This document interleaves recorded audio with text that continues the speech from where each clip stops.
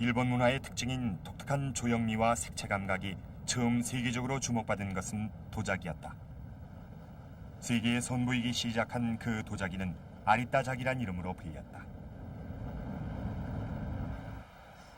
17세기 일본의 아리따에서 만든 이마리 도자기가 유럽으로 수출되면서 유럽인들은 일본 도자기에 열광하기 시작한다.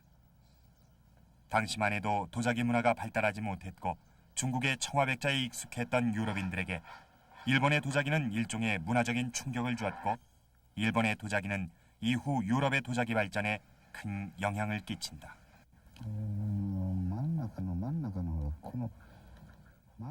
아리따 시인은 지금도 전체 인구의 80%가 도자기 산업에 종사하고 있는 일본의 대표적인 도자기 산지다. 지금도 아리따에는 400년의 전통을 잇는 도자기 가문들이 있다. 그 중에서도 가장 대표적인 가문은 이마에몬 가문. 이마에몬 가문은 전통적인 아리따 자기를 독자적으로 발전시켜 주목을 받았다. 청화에 먹을 섞어 만든 안료를 입으로 부을어서 백자의 문양을 돋보이게 하는 독특한 기법을 개발한 것이다.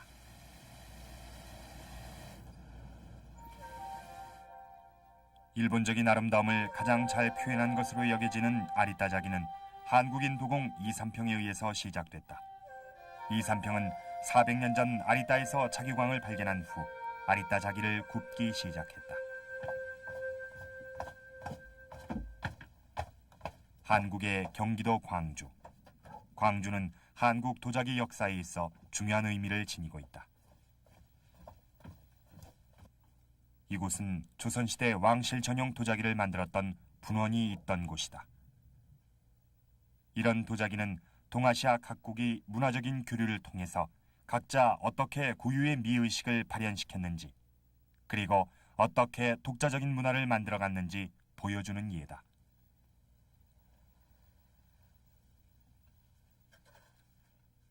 한국에서 도자기 문화가 꽃피기 시작한 것은 10세기부터 한국 문화의 상징인 고려 청자와 조선 백자를 탄생시킨다.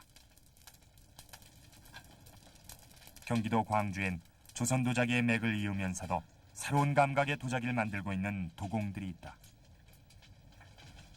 옛 가마 그대로 황토로 만든 가마에 소나무를 넣어서 도자기를 굽는데 1300도의 불에 이틀 정도 굽는다.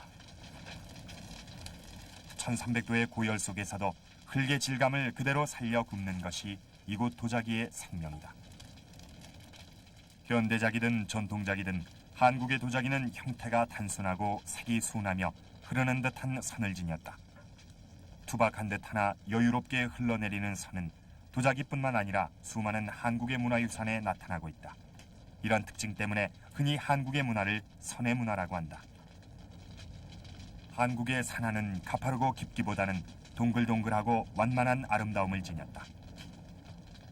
그 자연 속에서 조화를 이루며 살아온 사람들이 도자기에도 완만하고 고운 선을 옮겨놓은 것이다.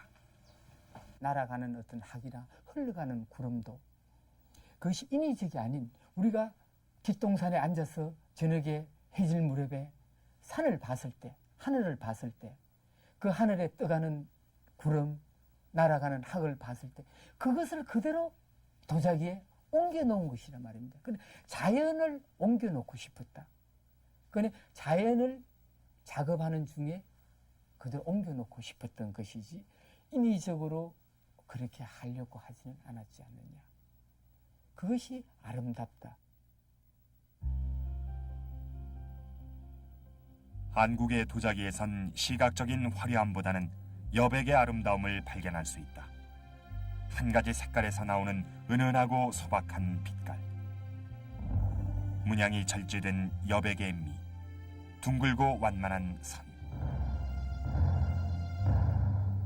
시대에 따라 고려 청자, 조선 백자, 분청 사기 등 만드는 형태도, 만드는 사람도 바뀌었지만 그들이 표현해 놓은 아름다움은 언제나 같았다.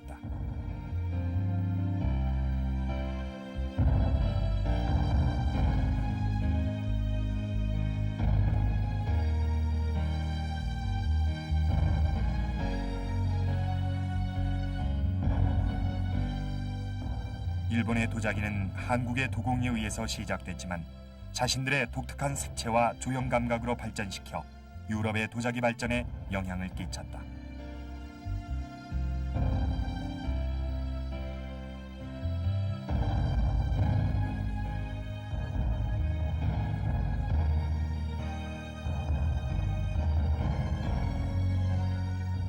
한국의 선과 일본의 색, 한국의 문화와 일본의 문화, 그것은 묘하게 대비되면서 또한 조화를 이루는 문화다.